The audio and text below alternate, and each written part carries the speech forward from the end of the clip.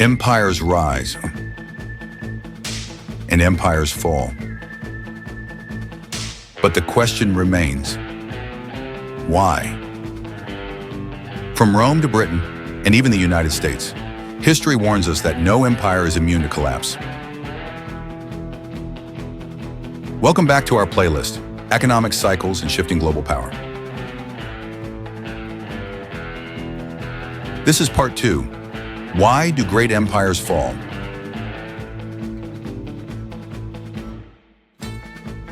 Stick around, because today we're uncovering the hidden signs of decline and what they mean for today's world.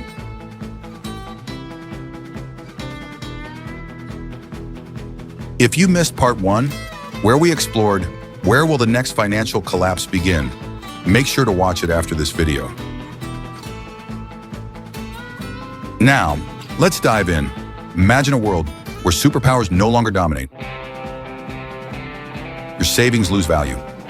Global trade collapses.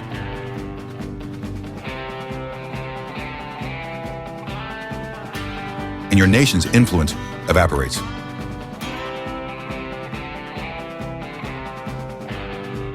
Sound far-fetched? It's happened before. And if we're not careful, it could happen again. Today we'll uncover the forces that brought down history's greatest empires, from the Romans to the British, and even explore signs of decline in the modern-day United States.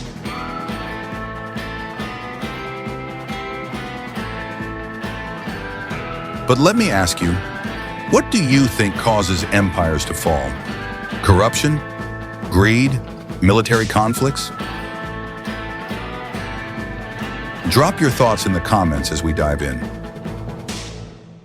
History shows us that all empires follow a predictable cycle: rise, dominance, and decline.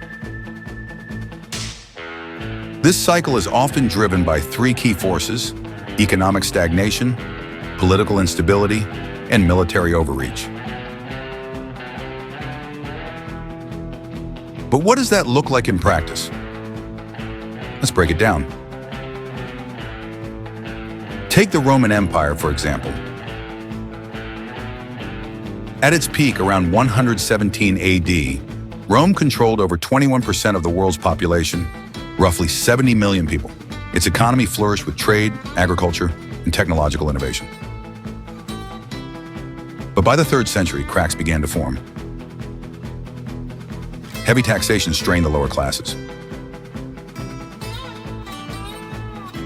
Inflation soared as emperors debased their currency to fund wars. By 476 AD, Rome fell, its economy in shambles. Does this remind you of any modern nations facing rising debt and inflation today? Political division is another silent killer of empires. In the late Roman Empire, infighting among leaders led to 26 emperors in just 50 years, a period now called the crisis of the 3rd century.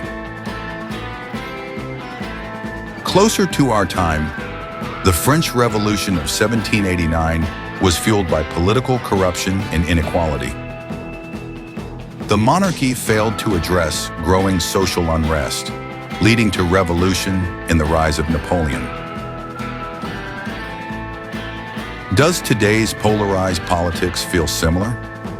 In the United States, political gridlock and rising populism reflect this same dangerous pattern. Finally, military overreach has spelled the downfall of many empires.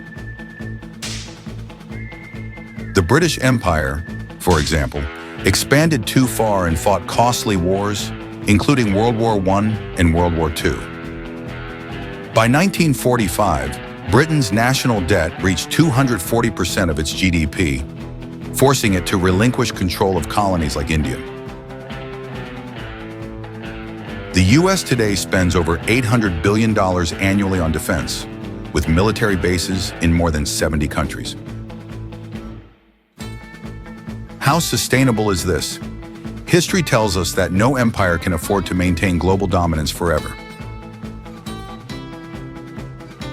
Now let's connect these lessons to today. In 2024, the signs of decline are more evident than ever. Let's start with the data. The U.S. national debt has surpassed $33 trillion, 125% of GDP. Inflation has cooled, but remains above historical averages, straining household budgets. Meanwhile, wealth inequality has reached record levels. The top 1% of Americans control nearly 40% of the nation's wealth. Does this sound sustainable to you? Polarization is at an all-time high. According to Pew Research, 75% of Americans believe the country is more divided today than ever before. Populist leaders on both the left and right are gaining traction, promising solutions but deepening divisions. Will this lead to reform or revolution? And then there's China. China's economy is projected to surpass the U.S. by 2030. It's investing heavily in technology, infrastructure, and military power, challenging America's dominance. Does this remind you of the rivalry between Britain and Germany in the early 20th century? A rivalry that culminated in war.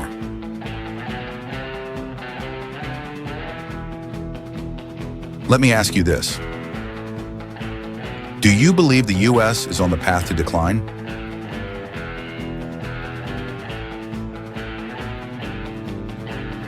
What lessons from history can help us reverse course? Drop your thoughts in the comments. I'd love to hear your perspective. If you found this video thought-provoking, don't forget to hit subscribe and turn on notifications to follow the rest of this playlist. Part 3 will tackle the burning question. Does printing money really solve economic crises, or does it create more problems?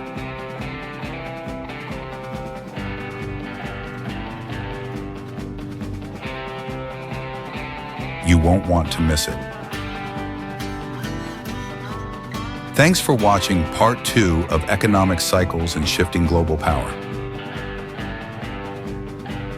See you in Part 3.